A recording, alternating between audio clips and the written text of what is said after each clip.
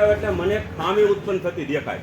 એ ખામી હું તમને જ દેખાડી અને બધાની ખામી છે. ખામી હોય એટલે જ દુખતું હોય. આ બધી તકલીફ સ્નાયુની હોય છે. એક વાત હજી આરોર વચ્ચે સમજાવતા ભૂલી ગયો. એટલે વાંધો ઉત્પન્ન થતો દેખાય, તમને ખ્યાલ હોય તો દેખાય. તમને આ શરીર આડાઅવળું દેખાય. જો આ બે આ પગ અંદર વયો ગયો.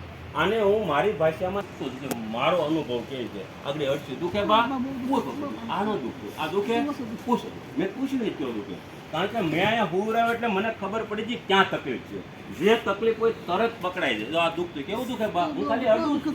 કેટલું દુખે બા, ખાલી અડું છું. જો જો આમ ખાલી આવી એને ખબર નહીં આવું દુખતું છે. આ દુઃખ કેવું દુખે બેન, જો ખાલી અડું છું, કાંઈ પોતાડતો નહીં. પણ અહીંયા બે કોટન દુઃખ એવું ઘડીક પહેલા વાત હતી. પણ એને આમ જે વાંધો તો સુધરી ગયો.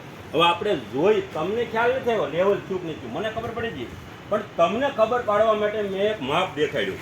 એ માપ જો, આ માપ હરખું થઈ જાય ને, જો આ બેન પછી થઈ ગયું, આને દેખાય, તમને દેખાતું. આ માપ થઈ જાય ને એટલે એની મેળાય સારું થઈ ગયું. આ બેનને અડાતું નતું, બરાબર. હવે આપણે જોઈ દુખે છે બેન, આ બેનના ગોઠણ હારા થઈ ગયા, કઈ હારી થઈ, બધું સારું થઈ ગયું.